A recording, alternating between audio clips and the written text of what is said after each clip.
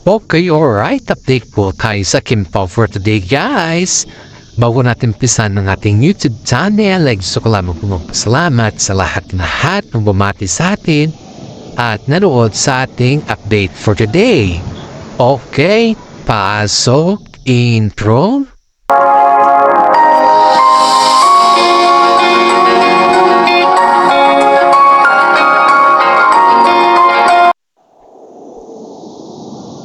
Okay, alright guys. Ito po yung ating update tungkol sa Kim Pao for today na kung saan po ay binuking po ni Ryan Bam si Kim Chiu dahil tinanong po siya ni Ryan Bam patungkol sa nangyayari sa kanilang New Year kung kasama niya po si Paolo Avellino. Kaya ito guys, si Pan ni Kim Chiu dito ay hindi naman po siya nakapag-deny dahil alam naman din natin at alam ng lahat na kasama niyo po si Paolo Avellino. Paolo Avellino, New Year. Kaya sobrang saya ni Kim Chiu dahil at natin nakasama talaga niya si Paolo Avellino ay may big event na natatanap sa kanila noong niya. Tuwang-tuwa po ang mga netizen na kung saan po ay mas maraming kinilig sa Kim Pao dahil binuking po siya ni Ryan Bam sa Showtime. Maraming mga netizen po ang nagsasabi na kasimple lang po si Ryan Bam na kaibigan dahil sa po siya na nabuking kay Kim Chiu.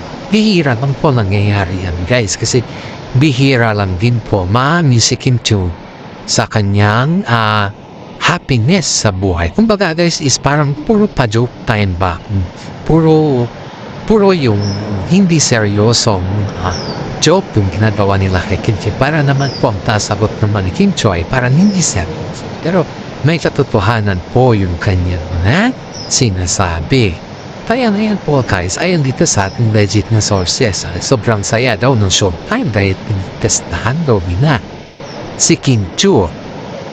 Dahil alam naman ng lahat sa Showtime na may kaugnayan sa Paolo Avellino, kahit Kim Chiu hindi na po kumbaga boyfriend at girlfriend na yun po. Diba? Sa mga nakakanak po dyan po ano yung litsena. Pwede naman pong i-share sa lahat dahil alam naman po natin na tayo po dito ay nakakalam sa lahat. At saka wag po na tayo maging selfish ba. Share natin kung na-eksena kila Paolo Avellino at saka si Kim Chiu sa kaganapan nung bagong taon guys. Kaya ito na naman tayo guys. Ayon dito sa ating napanood ba sa Showtime si Meme Vice panay ng habol at panay ng kumbaga is panay ng booking kay Kim Chiu din. Talagang hindi siya mapalagay hanggat di niya nalalaman kung ano yung talagang totoong mystery or totoong kumbaga is what is happening or what is the situation between that New Year time kay Kim Chiu. Haya na naman kay Kim Chiu guys is alanganin pang sumagot si Kim Chiu dito pero dahil nga pa-joke time naman yung ginawa ni Kim Chiu at pa-joke time naman yung kwan ni Ryan Bam at saka si Vice Ganda ay kaya naman niya sinagot ng joke time para wala namang kwan ba, walang masabi yung kanilang mga fans. Marami dito ang nagtatanong kung bakit hindi niya kasama si Paolo Avellino na habang siya po ay nai-interview or nagpapa-interview. Ang sagot naman po ni Kim Chiu dito guys is sobrang busy daw po si Paolo Avellino at saka nagpapahinga dahil mukhang may sakit po si Pao. May sakit nga ba si Pao? Tanong po na makaramihan niya kasi she always using a mask. Nakikita kasi sa lahat kung saan siya lumalabas siya kasama si Kim Chiu ay gumagamit kasi po siya ng mask. Ang mask na yan guys is protector or protection kay Paolo Avellino para po hindi po siya makita or makilala ng mga ibang fans na kung saan po ay palaging nagpapapicture at hindi po nila natatapos ang kanilang mga gawain. Kaya nung nanood po sila ng premiere night guys is nakamas po si Paolo Avellino that time kasi pagtalikod mo pa lang alam mo na si Paolo Avellino na yung harap at nakatalikod. Kaya she's always wearing a mask guys. Hope we understand that Pao is not, hindi po siya may sakit. Hindi, sipon lang. Hindi naman yung sakit, guys. Hindi, sipon lang yun. Kaya alam naman natin kung ano yung sitwasyon na ginagalawan ni Paolo Avellino, right? And then, dadako ulit tayo dito, guys, na kung saan po ay umaamin na yung dalawa pero pinagbabawalan lang kasi ng management. Bakit kaya? Bakit kaya kailangan na pagbawalan din ng mga management ang love team ba? Para naman sa ganun siguro, guys, is maprotektahan ba nila yung kanilang love team or they still yung chemistry ba? Ganun ba yun? Kasi sometimes I cannot understand yung mga management dahil kung gusto nang umamin yung dalawa, bakit tinitipid ba nila or bakit sadyang ayaw nilang paminin yung dalawa? Ano kaya yung mga valid reason ba? Kasi hindi ko din nakigets, guys, ayon dito sa ating legit na sources, mismong management daw nagsasabi or sinabihan ang Kim Pao na hanggat maaari ay wag muna daw silang umamin dahil baka daw mawawala yung kilig factor daw sa kanila.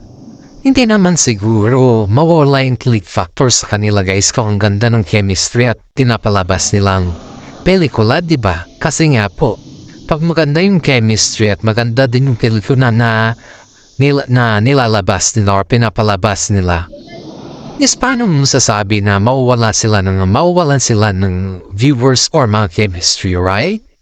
Kaya siguro palaging nagtatanong yung mga fans kung bakit hindi pa sila umaamin. And that's the reason why, guys, na yan pala yung rason kung bakit hindi sila umaamin. At sa ating lagay naman dito, guys, is karapatan naman siguro nila yan kung ganun naman yung kanilang sistema, right? Kaya tanungin na lang po natin sa mga iba kung ano yung bakit ganun yung sinabi ng mga management sa kanila. Balik na naman po tayo dito sa kaganapan na kung saan po ay si Kim Chiu po ay booming na blooming sa 2025. Kasama po si Darren Espanta dyan na halos lahat po ay kayang sabayan nila Kim Chiu at si Darren Espanta po sa Showtime. Maraming kinilig pag tuwing kumakanta si Paolo Avellino at si Kim Chiu sa mga event, guys, dahil iyan po talaga yung inaabangan nila sa lahat. Lalong-lalo na sa ngayon, guys, na parang lang po at wala pang confirmation na yun dito sa ating legit na sources is parang may nabubuo na naman na kumbaga is movie ng Kim Pao. At yun po ay hintayin natin at abangan natin kung ano na naman yun dahil ang dami po nilang nagawang movie tapos sobrang trending at very viral po yung kanilang movie. Lalong-lalo na yung teaser nila, guys, na bagong movie nila ngayon na papanoorin natin sa February. Yung talagang sobrang ganda. Halos ang daming umiyak sa chemistry nila. Ang daming napaluha talaga dun, guys. Talagang kitang-kita mo yung kinig dun dahil sa teaser pa lang ng movie ay tumatakbo si Paolo Avellino dun at kumbaga nahulog siya kay Kim Chiu. Yun po yung movie nila na kung saan po ay halos teaser pa lang nag-viral na. Halos pumutok na, halos inaabangan na ng mga fans nila. Kaya dito natin makikita, guys, yung totoong pagmamahal ni Paolo Avellino kay Kim Chiu. Hindi naman natin pwedeng i-demand or sabihin sa kanila dahil yan po ay karapatan naman nila, guys. Nire-respeto po natin bilang isang vlogger ng Kim Pao. Hindi naman natin pwedeng tanungin lahat kasi may tinatawag tayong privacy at we need to respect that one, guys. Sa mga fans po dyan na yung bang tanong nila is about sa privacy, paminsan-minsan po advice ko lang sa inyo or sarili kong opinion, huwag tayong maging kumbaga is don't beyond the limit ba. Always may mga limit din. Para sa gano'n ay yung mga limit niyan is nakakabuo tayo ng mga way or ng mga terms kung paano nating tanungin ng Kim Pao sa mga salita na napabagay naman sa kanila. Diba? Yan yung maganda dito, guys. Kaya si Kim Chiu po pag ganyan at saka si Paolo Avellino pag yung ganyan na kasi natanong ay understood na po yan na hindi po nila yan sinasagot dahil alam naman nila kung anong klaseng tanong at anong klaseng sagot ang gusto mong malaman sa kanila. Kaya si Paolo mga timpaw po ay limit lang po silang sumagot pag may mga interview dahil ayaw po nila na mapapahiya sa kanilang mga fans. Natanggang ito na lang po yung ating YouTube channel o yung ating updates. Maraming salamat at God bless po sa ating lahat. Paki-like, subscribe at share naman po ang ating YouTube updates.